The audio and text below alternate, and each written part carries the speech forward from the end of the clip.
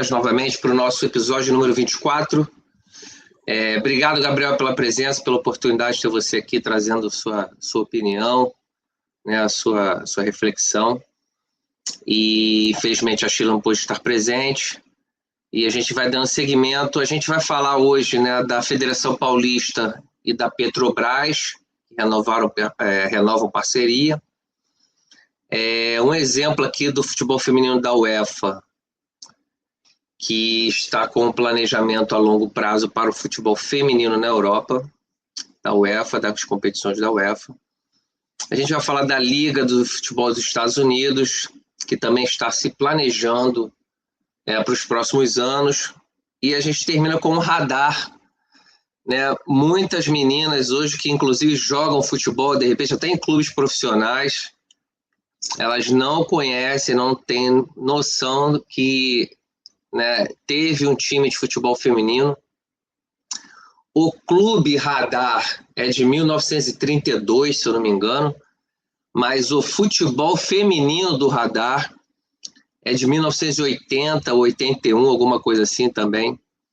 Foi logo depois que caiu a proibição do futebol feminino no Brasil.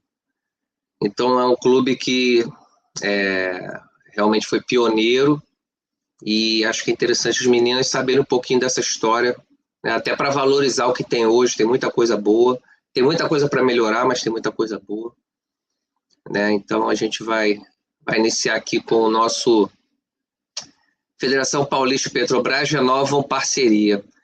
Eu vou compartilhar aqui, né, para a gente reagir a esse post aqui que eu encontrei. Eu acho bem interessante. Aqui vai.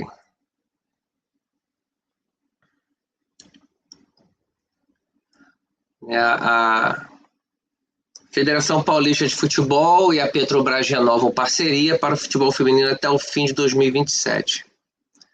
Né? E aí está falando que, né, Copa Paulista, Taça Paulistana, enfim, campeonatos paulistas, né, diversas competições, né, estão incluídas nessa parceria, né, ao que parece é uma forma de patrocínio também, enfim. E eu considero essa notícia, né, muito boa, mas ao mesmo tempo eu considero essa notícia, não é que seja uma notícia assim, na palavra correta eu não diria delicada, mas é uma notícia que é uma notícia de alerta, podemos dizer assim, né? Por que eu digo isso? Antes de ouvir sua opinião, Gabriel, eu vou só, né, externar aqui. Quando eu li essa notícia a primeira vez, eu pensei, poxa, Federação Paulista, Petrobras, beleza.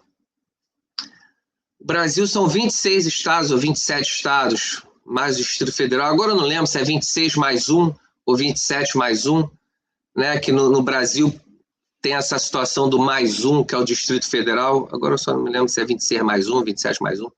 Mas, enfim, quase 30 estados. E, infelizmente, o que você vê acontecendo a cada ano é a concentração de recursos num determinado local. Entendeu? Então, assim, a região sudeste do Brasil, sul e sudeste, né? Com muitos recursos, aí você pega Rio de Janeiro, São Paulo, Minas Gerais, 3 estados com muitos recursos. O sul do Brasil com muitos recursos, mas aí o restante do país você não vê esse tipo de coisa acontecendo. Então, fico preocupado porque, né, nós já falamos aqui anteriormente, são 40 milhões, aproximadamente 40 milhões de crianças, e não adianta você ter um estado, ou 2 ou 3, com recursos, com oportunidades, com desenvolvimento, porque são 40 milhões de crianças até 14 anos.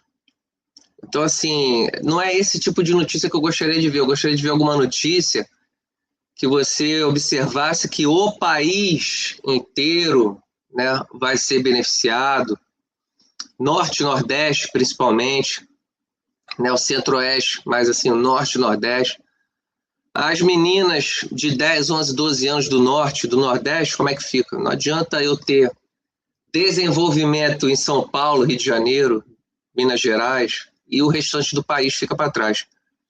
Então, por isso que eu digo, é uma notícia boa? Claro que é uma notícia boa, mas né, são 210, 215 milhões de habitantes, 40 milhões de crianças, um estado, 2 ou 3, uma região do país não vai dar conta de né, oportunizar, né, para as crianças.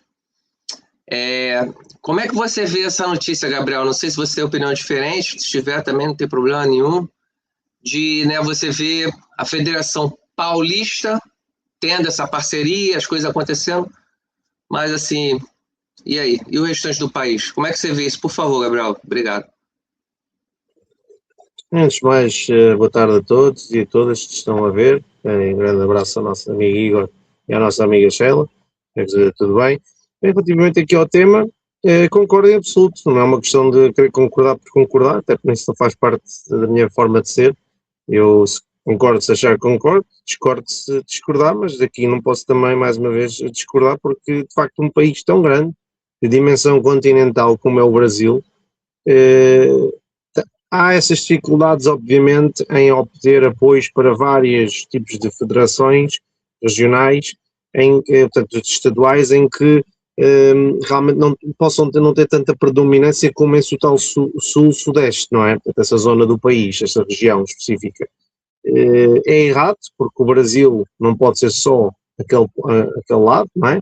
Portanto, os países têm que ser homogéneos, não devem ser tratados de forma heterogénea, ou seja, vocês aqui o Sul e o resto, não é? Que se amanhe.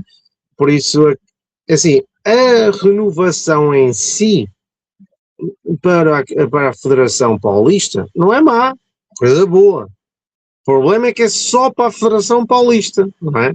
Portanto, isso é que está errado. Ou seja, a Petrobras, que é uma grande empresa no Brasil, a nível internacional, poderia perfeitamente também formar essa parceria com os restantes Estados. Eu percebo que do ponto de vista comercial possa não ser tão apelativo, mas as grandes empresas nacionais em cada país, para mim, têm uma responsabilidade extra, uma responsabilidade social, de poder apoiar esses grandes projetos sociais, e o futebol, não sendo propriamente um projeto social, tem uma grande dimensão social, não é? As pessoas sabem que, isto é igual no Brasil, em Portugal, que o futebol tem um grande impacto na vida das pessoas. Não há como contornar isto. E as grandes empresas devem se sempre associar, tal como eu creio que acontece com a CBF, que acontece aqui com a Federação Portuguesa de Futebol. Deve haver, sim, as maiores empresas que são mesmo nacionais que vão patrocinar a seleção aqui em Portugal. Eu acredito que seja o mesmo com a CBF. Então, se fazem com a CBF, quando estão depois a investir do ponto de vista estadual, também deveriam apostar nos restantes, porque senão Petrobras, por exemplo, aqui neste caso, pode dar uma imagem de que só queremos saber aqui da zona que tem mais clientes e que nos possa trazer mais proveito. Não, os outros também podem querer portanto, apostar na Petrobras, neste caso gostar mais dessa empresa, não gostam tanto, ou podem não gostar tanto, porque também é esquecida. Por isso, nesse sentido, e resumidamente, concordo em absoluto com a ideia de que a parceria em si é boa, mas falta mais.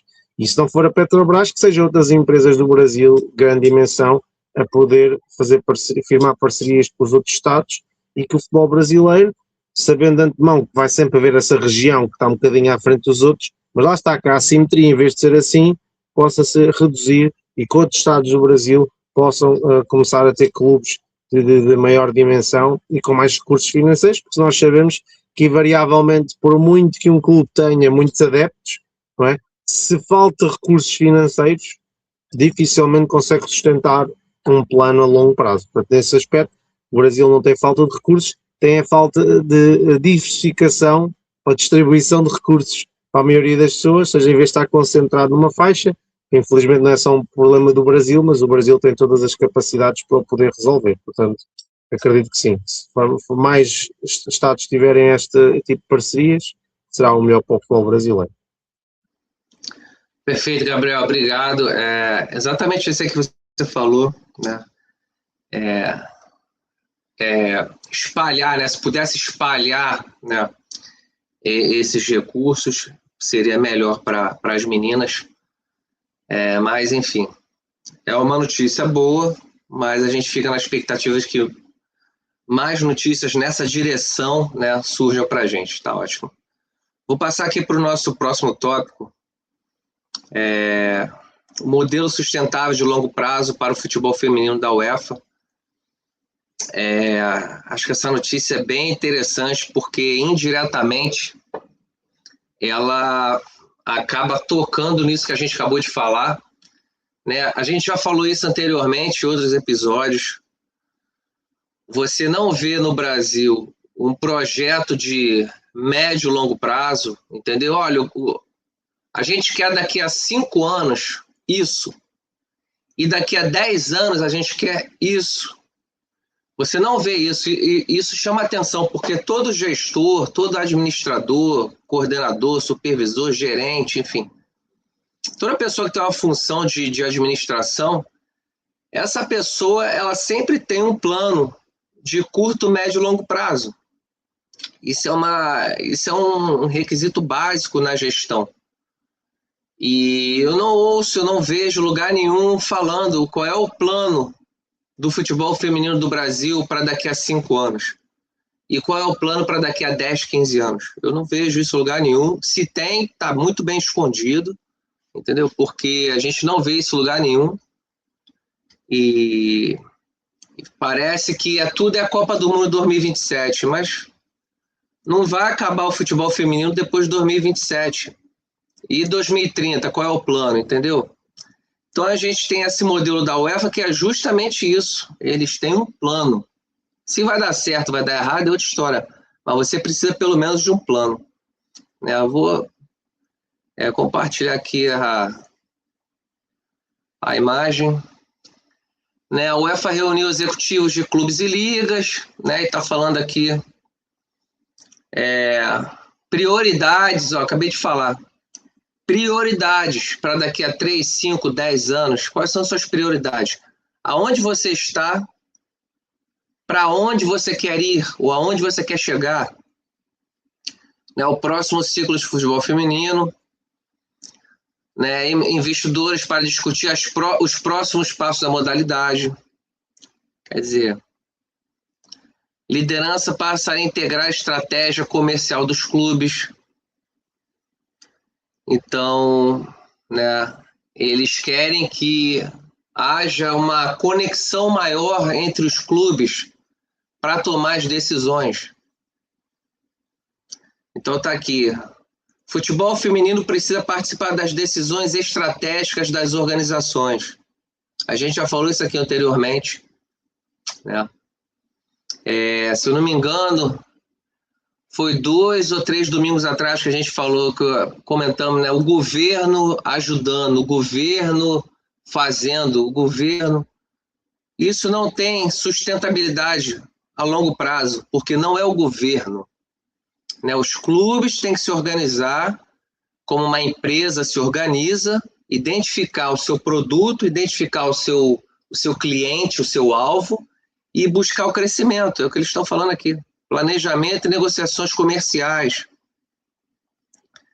Investimento para estrutura, pessoas e formação. Quer dizer, você vê que tem um planejamento,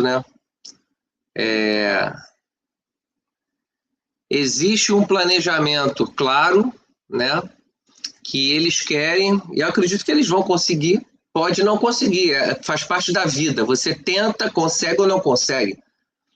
Mas você percebe que a UEFA quer que a UEFA Champions League feminina, daqui a 5, 10 anos, esteja muito, muito mais à frente do que está hoje. Eles querem um crescimento muito grande. Eu acredito que talvez não chegue perto do masculino, mas vai crescer bastante, vai ficar muito forte. Eu quero compartilhar aqui essa reportagem aqui que eu encontrei falando delas. Tá aparecendo aqui. Deixa eu ver aqui. Apareceu aí, Gabriel? UEFA Launches Unstoppable, quer dizer, imparável, né? Unstoppable, The New Women's Football Strategy. Quer dizer, eles têm um plano para 2030, né? E aí vem aqui explicando o plano delas, né? O que elas desejam para 2030, né? Um plano de ações, enfim. E você percebe que existe um plano, existe um projeto, né? Para 2030. Gabriel, você que está aí na Europa, né? Está muito mais perto de mim, tem mais acesso a essas informações. Como você vê, né? A gente acabou de falar, e até em outros episódios anteriores, governo ajudando, prefeitura ajudando, enfim. E a UEFA com uma condição completamente diferente. Os clubes se organizando, né? Os clubes tentando criar uma liderança estratégica e os clubes de futebol feminino buscando um crescimento para daqui a 5 anos. Como é que você vê isso aí acontecendo, né? E tão diferente do que a gente costuma ver aqui, que é governo, que é, enfim. Como é que você vê isso, Gabriel, por favor? Bem, olhemos para a situação. Portanto, a UEFA, realmente, como uma organização, e até com este atual presidente, tem vindo a encetar várias mudanças ao longo dos anos. Houve a tentativa até da criação da Superliga por vários clubes, encabeçado até pelo Real Madrid, não deu certo e isso até originou a reformulação das competições europeias. Nos últimos anos até foi criada a Conference League, portanto uma terceira competição europeia, e realmente isto no masculino também se tem, está agora a tentar ser esta energia de mudança, está a tentar ir para então o futebol feminino. E vê-se que as grandes economias, como é o caso da Inglaterra, do Reino Unido e a Alemanha, estão a tentar cada vez mais investir no futebol feminino. A Espanha, a reboque, tem o Barcelona também como grande equipe de futebol feminino, não vai ficar para trás, e creio que Itália e outros países também irão se juntar. Espero que Portugal eventualmente também se junte nessa caminhada, embora tenha uma economia distinta. De qualquer forma, todos estes países estão-se a juntar exatamente para realmente criar condições de futebol feminino cada vez mais competitivas e que haja cada vez mais clubes com essa capacidade. Sabemos que muitos dos clubes europeus, ou grande parte, neste caso, também se deseja sempre qualificar para competições europeias por causa de questões financeiras. Portanto, o facto de se qualificarem dá direito a X milhões, se passarem a outra fase, outros milhões. Portanto, uma equipa, por exemplo, que ganha a Liga dos Campeões, pode arrecadar mais de 100 milhões, isto no masculino. Eu acredito que no feminino, mesmo que comece com uma fração desse valor, vai crescendo ao longo dos anos. E isto é fundamental para a sustentabilidade do futebol feminino. Porque o masculino, nós sabemos que, infelizmente, vive sempre numa bolha, não é?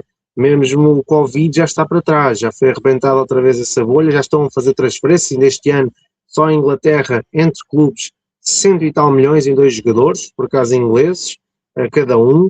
Vai-se abrindo também essas transferências fora, e portanto parece que já está outra vez o futebol na rota de crescimento que estava antes do Covid, e portanto sabemos que muitas vezes estes valores são inflacionados, porque o futebol tem muitas coisas mais obscuras, essa grande indústria, e portanto muitas vezes vemos jogadores ser transferidos por grandes valores que se calhar poderiam não valer tanto, não pela qualidade em si, mas pelo valor em si monetário.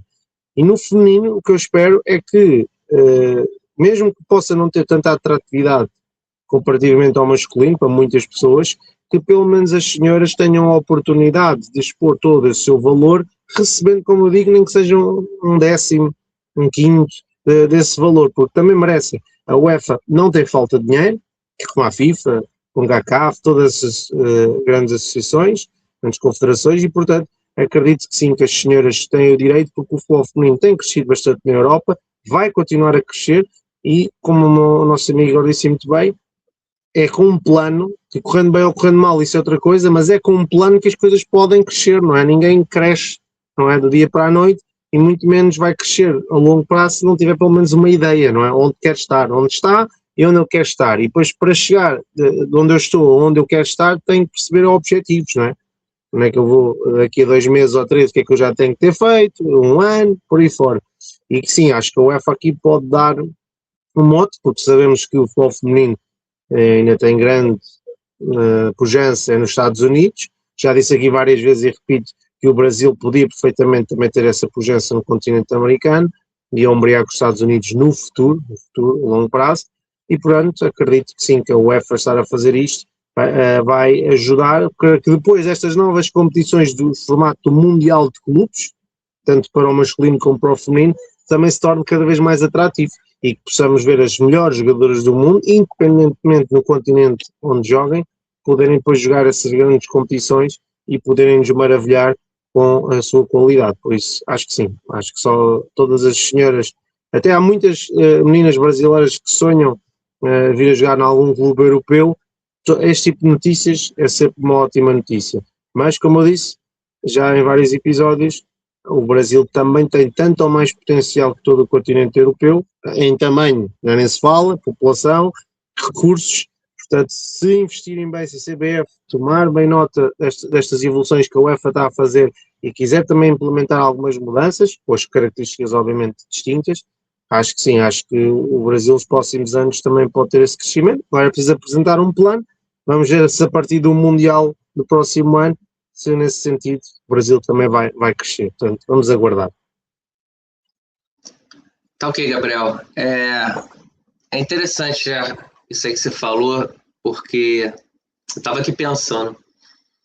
Os clubes nos Estados Unidos, os clubes na Inglaterra, a UEFA, eles pegam todo mundo, reúnem e falam, olha, o que a gente pode fazer para crescer? A gente pode fazer isso, vamos fazer um plano.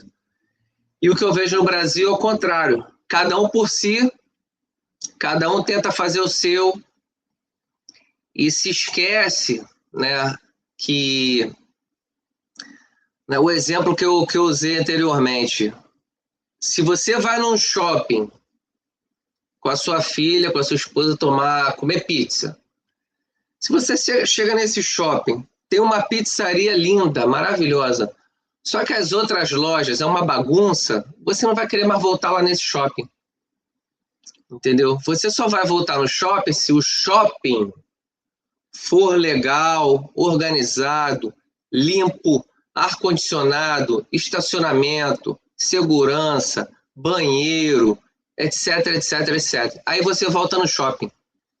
Mas você não vai voltar no shopping se for tudo uma zona, uma bagunça, e lá tem uma pizzaria muito boa, porque a pizza é uma beleza. Tu não vai querer voltar lá. Entendeu? Porque o ambiente não ajuda. É o futebol feminino no Brasil. Não adianta eu ter São Paulo, o outro ali, o outro lá. Não adianta. Eu preciso ter um ambiente corporativo favorável ao futebol feminino. Do contrário, vai ficar difícil, entendeu? Vai ficar bem difícil. Fica no cada um por si e os anos vão passando. Agora só fala em Copa do Mundo, mas e aí? Tá ótimo, vamos passar para o nosso próximo tópico, o nosso penúltimo tópico, a NWSL, né? É a Liga de Futebol dos Estados Unidos, quer mais para os próximos anos. Então você vê que o mundo todo está se movendo. A UEFA quer transformar a UEFA Champions League feminina numa super competição, né? Tá todo mundo se movendo, né? Os Estados Unidos, que, na minha opinião, é a primeira liga no mundo, ou talvez a segunda, está se movendo como se fosse a 10ª, entendeu? Buscando, não interessa, eu quero crescimento. E outros países estão conversando, cada um por si, enfim. Mostrar aqui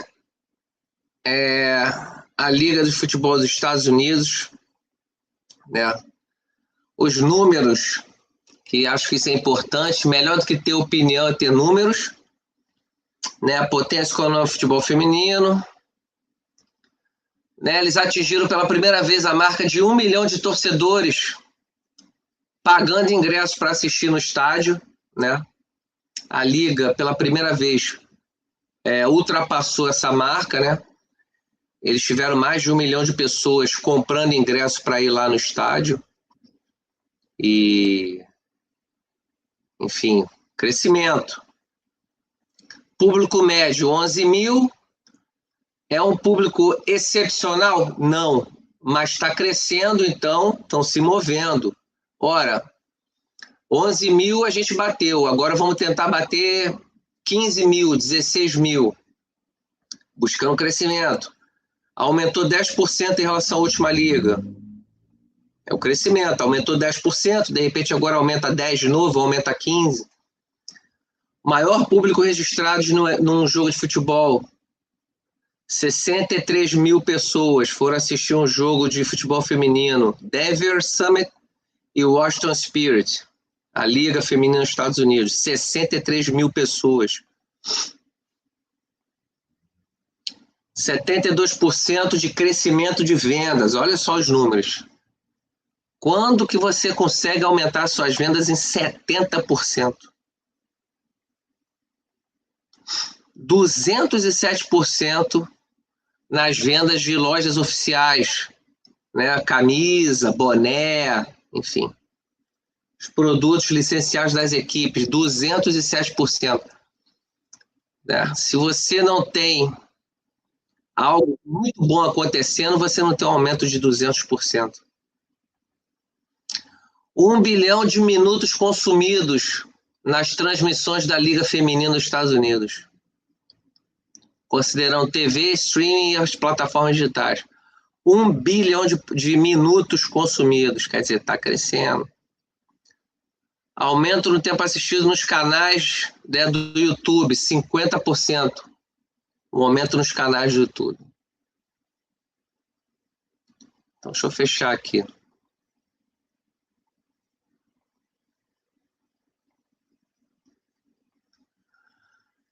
Então, Gabriel, os números são esses aí que eu estava falando, né?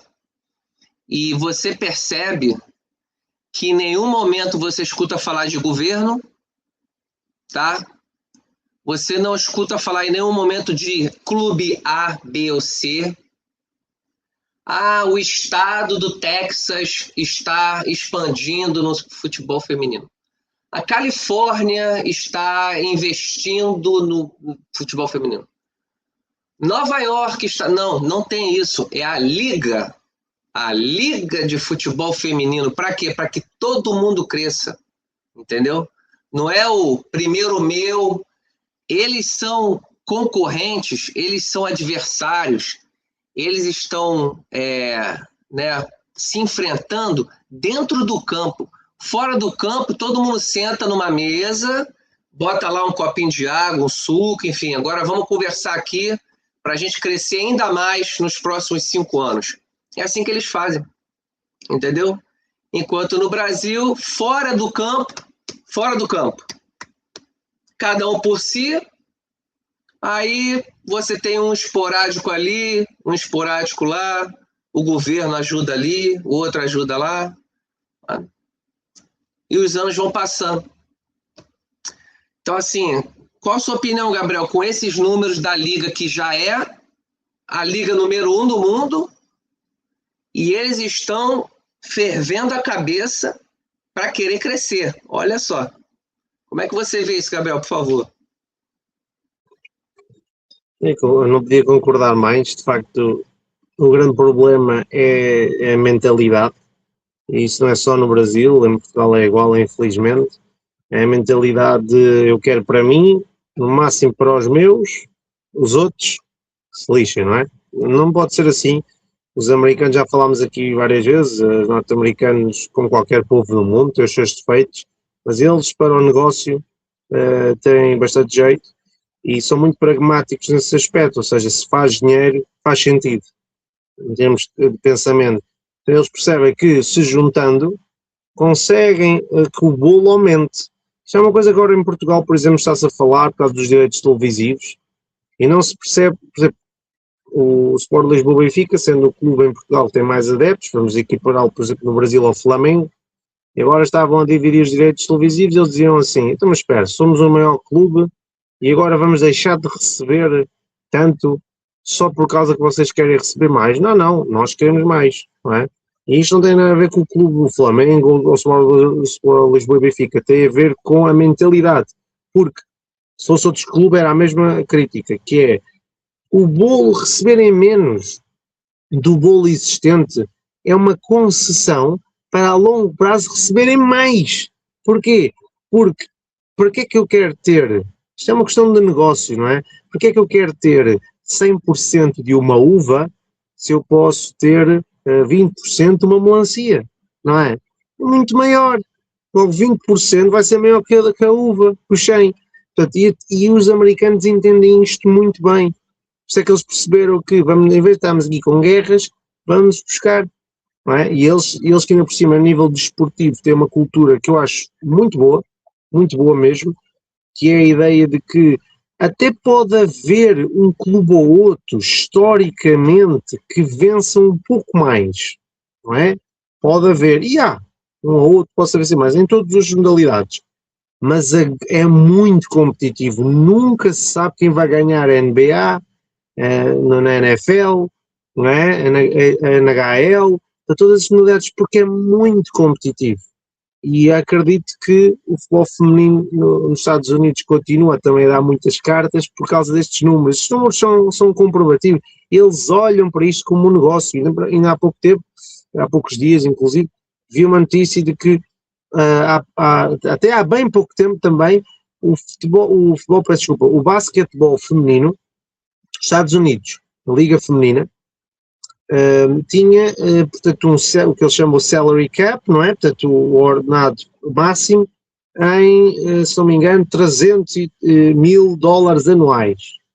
E eles andaram, portanto, a lutar, os senhores e toda a gente, e agora 500 mil é o mínimo. Já estão a querer cada vez subir mais. E o que é que eles disseram? Que o dinheiro sempre esteve lá, era mal distribuído. E, portanto, na realidade, é isto que acontece. No futebol feminino, também, portanto, que é o futebol em si, também há muito dinheiro, ele é mal distribuído, porque há muita gordura, por chamar assim, muita gordura no futebol masculino. E podia ir para a formação, para o futebol feminino e para outras vertentes. Portanto, se nós redistribuirmos as coisas melhor, há mais competitividade. Agora, claro, eu também não sou apologista nem 8 nem 80, não é dar por dar, mas não é. Ou seja, as pessoas, porque se nós dermos, já falámos aqui, o nosso amigo agora também já deu essa opinião, se nós dermos, não é? Não, só por dar, também criamos dependência, não é? Isto quase que nos leva a teorias económicas e até políticas, mas a realidade isto é, temos que dar inicialmente para impulsionar, mas depois temos que criar condições para que a quem estejamos a dar, sejam pessoas, instituições, federações, seja o que for, possam criar os seus próprios meios de subsistência, não é? É dar o peixe, mas logo a seguir ensinar a pescar, porque senão quem damos o peixe nunca vai saber pescar, vai ter sempre à espera do peixe, não é? E também não podemos esperar que as pessoas do dia para a noite, só porque sabem pescar, não é? Que consigam logo o peixe. Portanto, têm que selecionar as zonas certas e, portanto, o que quer dizer com isto é que há que encontrar aqui um equilíbrio. E eu acredito que no futebol feminino norte-americano isto tem acontecido. Ou seja, está a haver um crescimento sustentável, estão a ir buscar dinheiro, estão a redistribuir melhor, mas também os clubes e a liga estão-se a estruturar para ir buscar mais patrocínios, mais investidores, todo um ecossistema financeiro virado para o entretenimento que está a sustentar esse crescimento. E a Inglaterra, eu creio, o Reino Unido, que estão a tentar replicar um pouco, lá está, mas com uma cultura desportiva distinta dos Estados Unidos, e acho que a Alemanha está a ir a reboque, durante a Espanha, todas as coisas, na UEFA, lá está, e eu creio que o Brasil não pode perder o comboio, porque, mais uma vez, tem vários clubes de grande dimensão no Brasil, é um campeonato também muito competitivo. Nos últimos anos, por exemplo, no masculino, tem havido sempre entre 2, 3 vencedores. Se continuar assim, pois pode criar assimetrias, mas à partida o futebol brasileiro, seja o masculino e feminino, é competitivo. Para continuar assim, tem que investir e diversificar esse investimento, que é o que falámos logo no primeiro tema. Portanto, mais uma vez, e sobretudo no futebol feminino, os Estados Unidos a darem o exemplo, basta os outros seguirem e adaptarem aos seus contextos culturais. Perfeito, Gabriel, obrigado. Gostei muito desse exemplo que você deu, tá? Da uva e da melancia. E é perfeita, é exatamente isso, né? Por falta de visão, né? As pessoas no comando do futebol ficam brigando por migalha. E elas não conseguem enxergar a longo prazo, entendeu? Eles só conseguem enxergar o que está aqui 10 metros à minha frente. O cara não consegue enxergar 1 quilômetro à minha frente o que pode estar acontecendo, né? E, como você disse, cara, os americanos têm muitos defeitos, mas para esporte, para business, para fazer a coisa acontecer, né? O UFC está aí. Quem acompanha, por que eu digo UFC? Não é pela luta, é pela mentalidade de gestão e desenvolvimento, né? O UFC tem uma pessoa que é responsável só por casar as lutas, que eles chamam de matchmaker. Por que esse cara é tão importante? Porque o UFC não quer um lutador espancando o outro em 10 segundos. O UFC que é uma luta difícil, o UFC que é uma luta que você fica o tempo todo olhando e falando quem vai ganhar, quem vai ganhar, quem vai ganhar. É isso que o UFC quer, porque eles sabem que isso que alimenta o esporte. Então, no futebol, não adianta eu ter 30 clubes, sendo que 4 tem estrutura, tem CT, tem musculação, tem salário, tem viagem, e os outros estão comendo pão com manteiga. Não adianta isso no futebol, eu não quero isso, entendeu? Mas é difícil para muitas pessoas que estão no comando, é difícil de enxergar isso. Perfeito, Gabriel, obrigado, tá? A gente vai seguindo. O nosso último tópico, né, falando do radar, né, que acho que é importante a gente, né, lembrar aqui, muitas meninas não conhecem, a gente nunca falou do radar aqui. Eu mesmo demorei a conhecer o radar, já trabalhava com futebol feminino já há um bom tempo, quando fui saber que existiu, né, uma equipe feminina chamada Radar. Né, eu vou trazer aqui, botar a imagem aqui rapidamente. Está aqui. Esporte Clube Radar, né, Copacabana, Rio de Janeiro, fundado em 32, né? Fundado em 1932, mas o futebol feminino começou em 81, né? E eu normalmente não gosto de pegar a informação por uma fonte, então eu chequei 3 fontes diferentes e as 3 falavam isso, né? O clube é dos anos 30 e o futebol dos anos 80, então bate com essa informação aqui. Né? Começou em 81, o presidente do clube, né, criou a equipe, mesmo no momento em que ninguém... imagina, 1980, quem é que ia falar de futebol feminino? O presidente bancou, né? E tem aqui, deixa eu ver se está aparecendo.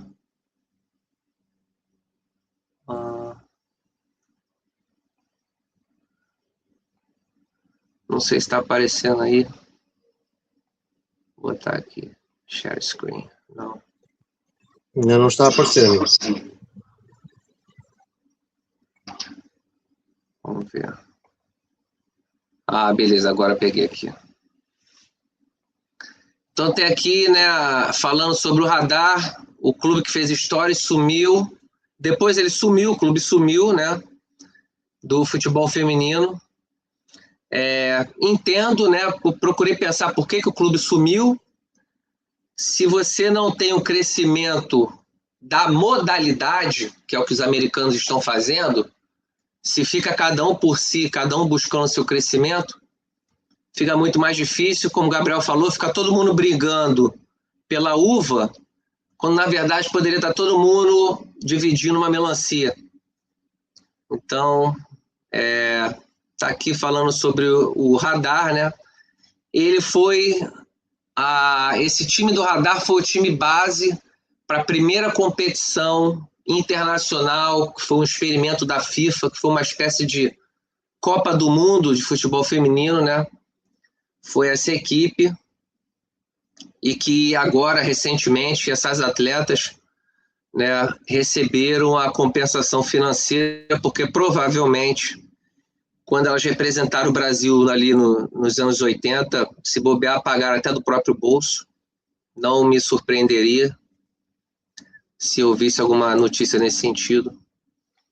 Então tá aqui o radar, né, para as meninas interessadas, que procurem saber, que realmente foram as pioneiras. Zero apoio, zero suporte, zero patrocínio, zero social media, enfim, não tinha Instagram mostrando fotinha, não tinha nada, eram só elas e elas, né? E provavelmente gastando dinheiro do próprio bolso para poder participar das competições e até viajar. Gabriel, tem alguma equipe aí, eu lembro que você já falou da Racing, mas tem alguma equipe aí de Portugal também, assim, que de alguma forma, lá atrás, quando ninguém nem queria saber de futebol feminino, de nada, mas era uma equipe que as mulheres estavam ali tirando leite de pedra e, enfim, tirando do próprio bolso para poder jogar. Tem algum exemplo aí nesse sentido, Gabriel, por favor? Sim, de facto, já referimos isso noutro episódio, há muitos episódios atrás, que aqui em Portugal já houve o Futebol Benfica, por exemplo, e outros clubes de interesse, inclusive, que já venceram títulos antes de aparecer depois o Sporting e o Benfica, e criar essa hegemonia, sobretudo agora o Benfica dos últimos anos, e portanto eram clubes mais pequenos, na altura os grandes não se interessavam pelo futebol feminino e tinham maior protagonismo. Hoje em dia já não acontece, já não têm recursos, já não investem, outros vão investindo, mas eu acredito que até nisto vão percebendo que, ok, podemos ter futebol feminino, tem que ser um processo sustentável e, portanto, a boleia de outros clubes que estão a aparecer, acredito que vai haver cada vez mais esse ecossistema. Infelizmente, Portugal, para muitas coisas, tem essa mentalidade do devagar, devagarinho, conservadora, não podemos apostar, e por isso vai sempre demorar mais anos do que outros países a poder crescer, mas como já falámos também em episódios anteriores, está numa rota de crescimento, mesmo que seja lenta, mas está, e portanto, sim, já houve clubes com maior preponderância, agora os grandes despertaram para o futebol feminino. Este ano o Futebol Clube Porto vai estrear na Primeira Liga, vamos ter os três grandes pela primeira vez no futebol feminino, na mesma liga, e acredito que sim, o Sporting Braga e outras equipas, então Guimarães, a quererem também investir, e outras equipas a aparecer como esse Racing Power, que são inteiramente futebol feminino. Acredito que sim, acredito que cada vez vai ser mais apelativo ver a Primeira Liga de Futebol Feminino, e vamos ver se também a segunda se torna competitiva e as demais, e cada vez haja mais capital. Isto é uma coisa que, só para concluir, que eu defendo há anos, que é perceber de forma jurídica, não é? Que é as SAFs no Brasil e as SADs em Portugal, é a mesma coisa, só muda a última letra, que é de facto perceber como é que os clubes se podem proteger de investidores que queiram só usar o clube, por exemplo, para lavar dinheiro, um exemplo, e como é que os clubes se tornam atrativos para os investidores aparecerem, porque vamos ter que ser muito realistas. Tanto os maiores clubes portugueses como os outros todos, por razões distintas, não, portanto, os outros não são os três maiores, não vão conseguir subir de nível se não tiverem investimento. Porquê? Porque não há nenhum indicador que esteja a crescer o número de associados, nem o número de adeptos, de forma significativa, portanto não têm à partida uma maior probabilidade de ter maiores receitas, portanto não existe. Podiam estar a receber mais direitos televisivos, mas isso não há de chegar para terem uma verdadeira ambição. Então só com capital estrangeiro, não é, sobretudo, é que podem alavancar. Isso por acaso está a acontecer, cada vez mais em Portugal. De forma, vou-lhe dizer, quase inorgânica, não há uma coisa estruturada que diga assim, não, agora venham todos a investir aqui nos clubes, mas está a acontecer. E é só assim que esses clubes podem não só sobreviver, mas almejar mais, ter mais sucesso. Os grandes só podem ambicionar, se calhar, voltar a ganhar uma Liga dos Campeões, se também tiverem investimento. Ao contrário desses grandes, eu já acho que não é necessário vender a maior parte do capital. O que é que eu estou a dizer isto? Os para o masculino. Para o feminino, enquanto não houver um grande interesse, não é, em apostar fortemente, com muito dinheiro no futebol feminino, estou aqui a especificar Portugal, deve haver mais clubes como esse Racing Power, ou seja, clubes dedicados ao futebol feminino em que há um investidor por trás para ter a equipa competitiva. Portanto, criar, em termos de ordenamento jurídico, as condições para os clubes serem salvaguardados, uma cláusula que diga que se estiver na falta de dinheiro, se o clube estiver ao abandono pelo investidor, possam recuperar imediatamente o clube, em vez de ele descer divisões e ser mais difícil, mas também tem que haver garantias para quem investe, que também não nos vão roubar, não é? Portanto, eu acho que dá para criar esse regime, e isto aplica-se tanto a Portugal como no Brasil. No Brasil, das razões que nós falámos, muitos destes clubes do interior, infelizmente por não haver a tal distribuição que referimos, só podem crescer com investimento. Para ter investimento também é preciso captar a atenção, mas de qualquer forma é assim, só cresce com investimento, porque felizmente ou infelizmente, depende de cada pessoa, o mundo gira à volta de dinheiro, a economia, a vida de todos nós, portanto, sem dinheiro, sem esses recursos, não se consegue competir. E para mim, uma equipa que esteja na Primeira Liga, realisticamente, vamos dizer assim, seja no Brasil, em Portugal, em qualquer lado do mundo, bem, nós não temos recursos para competir com os grandes, por isso não vamos sonhar em vencer o título. Eu percebo a parte realista. Mas do ponto de vista da ambição, se um clube não pensar que está na Primeira Liga, então eu quero vencer ao título e ser campeão, mesmo que seja na Segunda Liga ou na Liga, ser campeão, o que é que o clube está lá a fazer? Está só a competir por competir. Não há nenhum objetivo a longo prazo. O clube não quer crescer, não é? Se toda a gente que hoje acha que é pequena, não de estatura, mas pequena na vida, não é? Portanto, tem grande preponderância. Se não tiver ambição para crescer, nunca vai crescer. Vai sempre ficar no mesmo sítio. Isso é certo. Eu, pessoalmente, nunca vi alguém a ter sucesso na vida a achar que ia sempre ficar no mesmo sítio e que não ia conseguir. São sempre aqueles que tenham tido ajuda familiar ou não, pronto, mas que conseguiram ter a ambição e a visão de se ver mais à frente, que conseguiram ter sucesso. É preciso também sorte, é preciso outras coisas, é verdade, mas tem que se começar pelo sonho. E um clube tem que ter esse sonho de ter mais. O futebol feminino hoje está onde está, comparativamente ao que esteve há 40 anos, porque houve senhoras que tiveram esse sonho de querer algo mais. E portanto, se continuar a sonhar e se quiser trabalhar para isso, o futebol feminino daqui a 20 anos vai ganhar 3, 4, 5 vezes mais, vai haver muito mais dinheiro, mais gente interessada. Esses números que vimos nos Estados Unidos vão ser ainda maiores, mas tem que haver esse sonho, depois esse plano, tal questão que o nosso amigo Igor falou, de um plano a longo prazo, mas tudo começa nessa ambição. Portanto, para haver ambição é preciso haver dinheiro, e para haver dinheiro precisa haver quem ponha o dinheiro. Portanto, acho que os clubes devem ser cada vez mais abertos ao capital, porque esses dois exemplos que eu referi, os Estados Unidos e o maior exemplo aqui na Europa, que é a Inglaterra, têm algo em comum. Os clubes têm donos. Portanto, pensem o que quiserem, mas de facto eu acho que é a ideia romântica e boa, que os clubes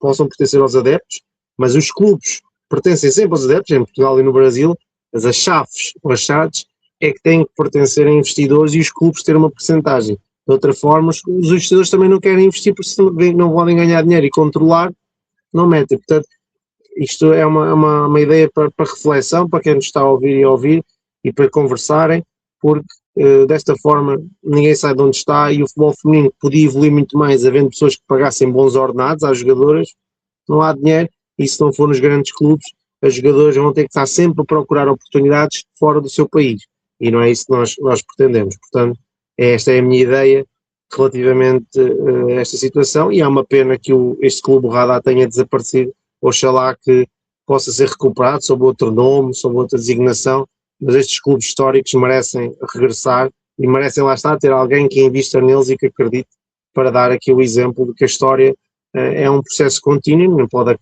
ou não deve acabar porque é um clube que teve uma ambição, lá está, no passado no Brasil, infelizmente desapareceu, provavelmente falta de apoios, lá está, mas se tiver novamente quem acredite nele, possa ressuscitar, vou dizer assim, e possa também dar o seu contributo para o futebol brasileiro. Portanto, esta é a minha opinião sobre este tema. Beleza, Gabriel, obrigado pelas palavras, na explicação muito boa, né? Simples, precisa, concisa. A gente fica na expectativa que as coisas melhorem, né? E a nossa ideia aqui é trazer essas reflexões, né? As notícias, as reflexões, e as pessoas também possam tirar suas próprias reflexões. Tá? Obrigado, Gabriel. Bom domingo para você, tá? Tudo de bom aí para a família. Um abraço aí, a gente vai se falando, tá ok? Muito obrigado mesmo. Muito obrigado igualmente também para si, para toda a gente que nos assiste. Um resto de um ótimo domingo e uma boa semana. Muito obrigado. Grande abraço. Até mais.